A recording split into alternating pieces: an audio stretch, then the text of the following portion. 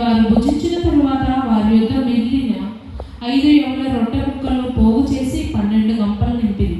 హల్లెలూయా, హల్లెలూయా. ఆ చిన్నవాడు తన దగ్గర ఉన్నటువంటి ఆహారమును దాచిపెట్టుకోలేదు. మనము దేవునికి ఇచ్చే విషయంలో దాచుకొని ఉండకూడదంట. నేను ఈ సందర్భంలో ఇది ఎందుకు తీసుకున్నానంటే, ఒక వీడియో వైరల్ అవుతుంది యూట్యూబ్లో. ఒక వీడియో ఎంత వైరల్ అవుతుందనంటే, ఇవ్వడము ఇవ్వకపోవడం గురించి మాట్లాడుతూ ఉంటున్నారు దైవ సేవకులు. అన్యులు ఏమంటున్నారు అనంటే,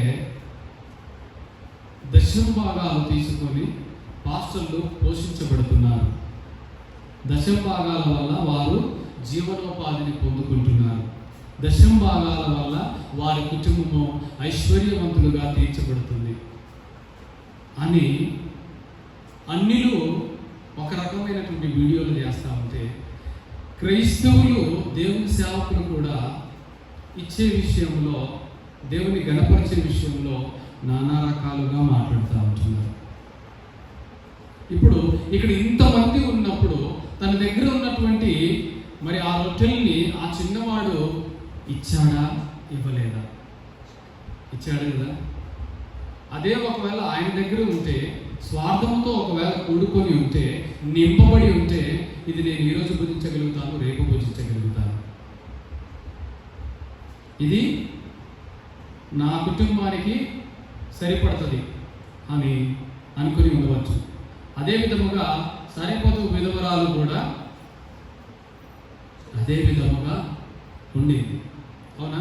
అయితే యేసు ప్రభు వారు ఉన్నప్పుడు ఆ కానుకలు వేసే క్రమంలో ఒక బీద విధవరాలు ఎంత వేసిందండి? 2 నాణ్యతలు వేసింది. అక్కడ ఉన్నవారు వారి ఉన్నదాన్ని బట్టి, హెచ్చించిన దాన్ని బట్టి, ఆశీర్వదించిన కొలది అక్కడ వేసినప్పుడు, అయితే యేసు ప్రభు వారు ఆమెను కనపరిచారు.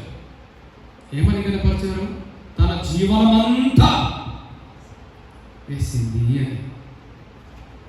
అంటే దేవుడు ఇచ్చే మనసును చూస్తాడు. హల్లెలూయా. ఇక్కడ అంతేమని ఇంతేమని నేనైతే చెప్పట్లేదు, కానీ దేవుడు ఏం చూస్తాడంట? ఇచ్చే మనసును చూస్తాడంట. ఆ ఇచ్చే మనసును చూసి ఆ ఇచ్చిన దాన్ని తీసుకొని కృతజ్ఞతాస్తుతులు చెల్లించి ఆశీర్వదిస్తాడు. అవునా కాదా? ఇప్పుడు అక్కడ ఉన్నటువంటి ఆ రొట్టెలను తీసుకొని ఆశీర్వదించమని దేవుడు వేడుకున్నాడు. మరి నీవు ఏ మనసుతోటి ఇస్తున్నావో ఆ మనసును బట్టి కూడా దేవుడు మరి తండ్రికి మొరపెడతాడు, నిన్ను ఆశీర్వదించమని, నిన్ను దీవించమని, నీ మనసు ఎలా ఉందో అని. హల్లెలూయా. లూకా సువార్త 6వ అధ్యాయము ఈ మాట చూడండి ఒకసారి. లూకా సువార్త 6వ అధ్యాయము 38వ వచనము. క్షమించుడి అప్పుడు మీరు క్షమింపబడుదురు, ఇయ్యుడి అప్పుడు మీకు ఇయ్యబడును. ఏంటంట? ఇయ్యమని ఉంటుందా, ఇయ్యొద్దనుందా? ఇవ్వమనే కదా, ఇవ్వమనే కదా అంటున్నారు. ఇయ్యుడి అప్పుడు మీకు ఇయ్యబడును అనచి దిగజారినట్టు నిన్ను కొలతను మనుషులు మీ ఒళ్ళో కొలుతురు. మీరు ఏ కొలతతో కొలుతురు ఆ కొలతలతోనే మీకు మరలా కొలవబడును. హల్లెలూయా. ఏ మనసుతో నీవు ఇస్తావో అదే మనసుతో నీవు దీవించబడతావు. హల్లెలూయా, హల్లెలూయా. మరి మనం ఇచ్చేటప్పుడు నీకు మనసు ఎంత ఉంది? చదువుకుంటూ ఇస్తున్నావా, గునుక్కుంటూ ఇస్తున్నావా? ధారాళంగా ఇస్తున్నావా, స్వేచ్ఛతో ఇస్తున్నావా? స్వేచ్ఛార్పణలండి ఇవన్నీ, స్వేచ్ఛార్పణలు, కృతజ్ఞతార్పణలు, కృతజ్ఞతాస్తుతులు మనము చెల్లించవలసిన వారముగా ఉండాలి. అంతేకాని బలవంతముగా ఎవరు ఇవ్వకండి. ఇవ్వద్దు అని చెప్పట్లేదు, ఇంతే ఇవ్వమని చెప్పట్లేదు, కానీ మనము దేవుని చేత ఆశీర్వదించబడి ఉన్నాం, దీవించబడి ఉన్నాం, ఇంకా దీవించబడాలి, ఇంకా ఆశీర్వదించబడాలి అనేది మరి వాక్యం సెలవిస్తూ ఉంటుంది. అంటే ఇస్తేనే ఆశీర్వదించబడతామా అని కాదు, ఇవ్వకపోతే ఆశీర్వదించబడరా అని కూడా కాదు. నీకు ఇచ్చిన దాన్ని బట్టి దేవుణ్ణి మయంపరచుకోమనేది నేర్చుకోవాలని. ఆమె 2 నాలుగు వచ్చింది, అందుకంటే ఎక్కువ ఇచ్చిన వారు ఎంతోమంది ఉన్నారు. వారిని కనపరచలేదు దేవుడు, వారిని కనపరిచాడా దేవుడు? వారిని కనపరచలేదండి. కానీ ఇచ్చిన ఆ బీద విధవరాల్ని కనపరిచాడు.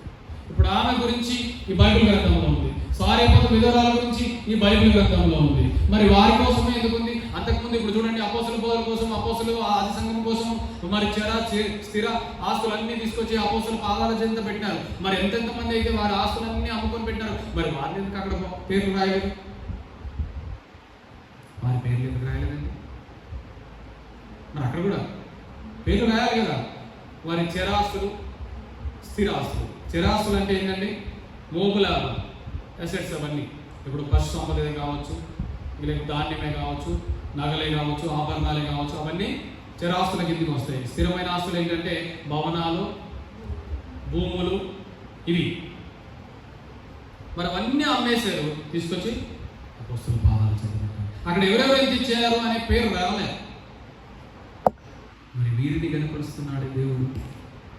కాబట్టి ఆ మనసును దేవుడు చూస్తున్నాడు, నీ మనసును కూడా దేవుడు చూస్తాడు, నిన్ను కూడా దేవుడు ఆశీర్వదిస్తాడండి, దీవిస్తాడండి. అక్కడ ఎంత ఆశీర్వదించబడ్డారు చూడండి. యేసు ఆ రొట్టెలను పట్టుకొని కృతజ్ఞతాస్తుతులు చెల్లించి కూర్చున్న వారికి వడ్డించారు. అవునా? వడ్డించారా? వడ్డిస్తే ఎంతమంది తిన్నారని కూర్చున్న వారంతా తిని ఇంకా 12 గంపలు ఎత్తారు. మత్తయి సువార్తలో ఈ మాట ఇంకా క్లియర్గా ఉంటుంది, చూడండి ఒకసారి.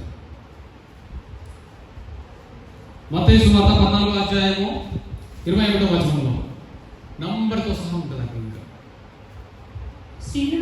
స్త్రీలను పిల్లలను గాక తిన్నవారు పురుషులు. ఇంచుమించు మళ్ళీ పర్ఫెక్ట్ ఫిగర్ కూడా కాదు, ఓన్లీ జెంట్సే అంతమంది ఉన్నారు.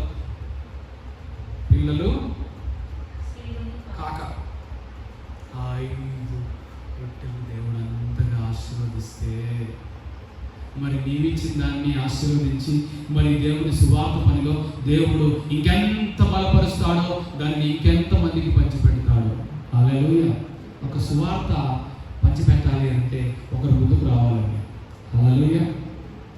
నేను ఈ దినము